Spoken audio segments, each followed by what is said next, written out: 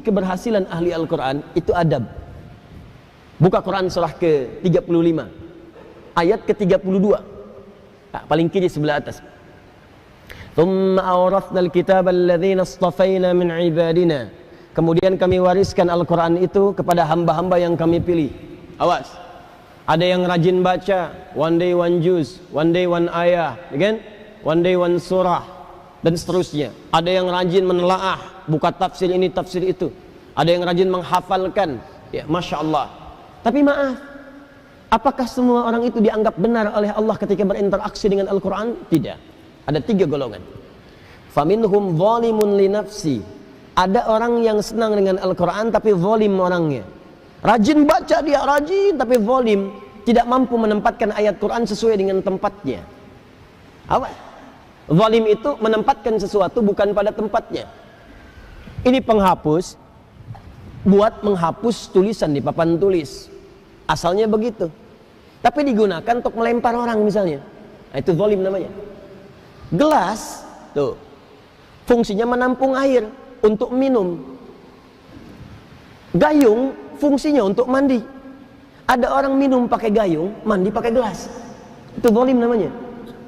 Ada orang sering ngaji, baca qul huwallahu ahad, katakan hanya Allah yang esa, hafal ayatnya, tahu maknanya, tapi tidak menempatkan ayat sesuai dengan tempatnya. Dia katakan di lisannya semua agama sama. Dibin, celaka orang-orang yang dusta, hafal ayatnya, sering baca, tahu artinya, tapi dia berdusta. Itu zalim namanya. Jadi ayat-ayat itu tidak dipraktikkan dalam perilaku hidup, adab tidak ada.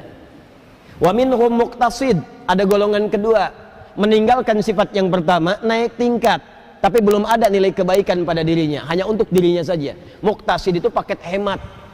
Jadi ahli Quran,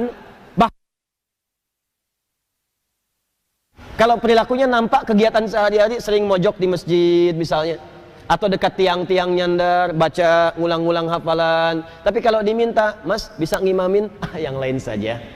Nah, itu paket hemat kata Quran. Hemat untuk dirinya, belum bisa diberikan pada yang lain.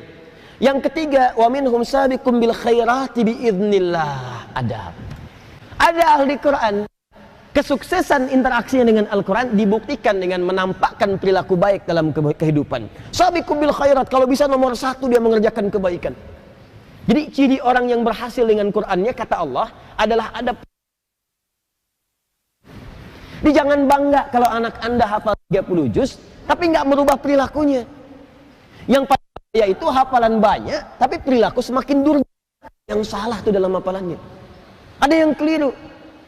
Ciri orang tuh kalau sudah dekat dengan Quran, karena Quran itu baik, akan ada perubahan dalam dirinya. Minimal tuh sifatnya dulu lebih tenang, lebih terukur, lebih baik. Lama-lama jadi sikap, sopan, adabnya muncul. Kalau ada kebaikan pengen segera dikerjakan. Kalau lihat sampah di masjid pengen segera ngambil. Kalau lihat ini belum nyala pengen segera nyalakan. Kalau lihat saf kosong pengen ngejar safnya. Itu dorongan kebaikannya cepat sekali. Semakin tinggi kecepatan berbuat baiknya, ini menandakan semakin besar pengakuannya di hadapan Allah Subhanahu wa taala dalam perubahan kebaikannya. Jelas sampai sini? Baik.